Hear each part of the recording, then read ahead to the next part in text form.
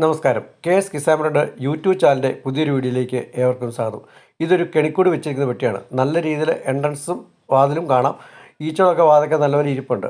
അപ്പം ഇത് മിക്കവാറും വിജയിച്ചു എന്ന് നമുക്ക് അനുമാനിക്കാം. പക്ഷേ തീർത്ത് പറയാനും പറ്റത്തില്ല. അതുപോലെ ഇത് നമ്മൾ കാർഡ്ബോർഡ് വെച്ച് മറച്ചിരിക്കുകയാണ്.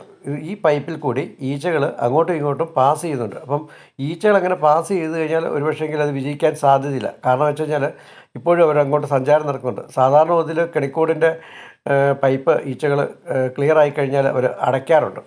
എന്നിരുന്നാൽ പോലും നമുക്ക് തുറന്ന് നോക്കേണ്ട ആവശ്യമുണ്ട്. കൃത്യമായിട്ട് മനസ്സിലാക്കണമെങ്കിൽ ആ കൂടൊന്ന് തുറന്ന് നോക്കിയെങ്കിൽ മാത്രമേ നമുക്ക് അതിൻ്റെ കൃത്യത എന്താണെന്ന് നമുക്ക് മനസ്സിലാക്കാൻ സാധിക്കത്തുള്ളൂ. അപ്പോൾ പലപ്പോഴും പലരും കെണിക്കൂട് വെക്കുമ്പം പരാജയങ്ങൾ സംഭവിക്കാറുണ്ട്. അതിനൊക്കെ പല കാരണങ്ങളുണ്ട്. കാരണം കെണിക്കൂട് എപ്പോഴും വിജയിക്കുന്ന ഒരു സംഭവമല്ല. എന്നാൽ ചില സാഹചര്യത്തിൽ കുറേ നാൾ കഴിയുമ്പോൾ വിജയിക്കാറുമുണ്ട്.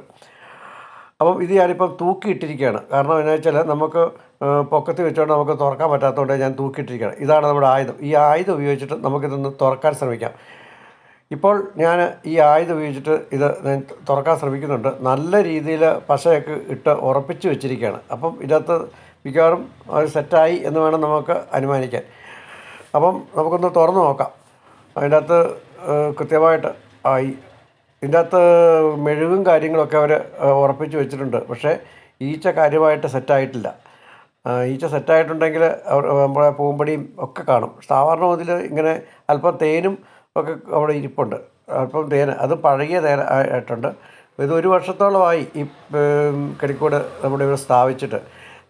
ഈ കാണുന്ന വാതിൽ കൂടെയായിരുന്നു ഈച്ച. ഇപ്പം ഞാൻ കാണിക്കാം. ഈ വാതിൽ കൂടെയായിരുന്നു ഈച്ച കയറിക്കൊണ്ടിരുന്നത്. അത് ഇതിലെ കയറി ഇത് താഴെ കൂടെ ഇറങ്ങി അപ്പുറത്തോട്ട് കൂടി ഈ സൈഡിൽ കൂടെ കയറി ഇതിലായിരുന്നു പൊയ്ക്കൊണ്ടിരുന്നത്. അപ്പോൾ അവരങ്ങനെ അതിലെ അങ്ങ് കയറി ഇറങ്ങിപ്പോയി. പക്ഷേ എന്നാലും കുറേ ഈച്ചകൾ ഫ്രണ്ടിൽ വന്നിട്ട് കുറച്ച് കാര്യങ്ങളൊക്കെ ചെയ്തു വെച്ചിട്ടുണ്ടായിരുന്നു.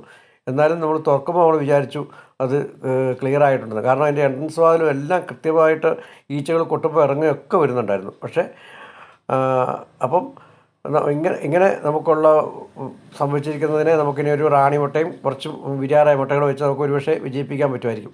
അപ്പം നിങ്ങൾക്ക് എൻ്റെ വീഡിയോ ഇഷ്ടപ്പെട്ടിട്ടുണ്ടെങ്കിൽ എൻ്റെ ചാനൽ ലൈക്ക് ചെയ്യാനും സബ്സ്ക്രൈബ് ചെയ്യാനും മറക്കരുത്.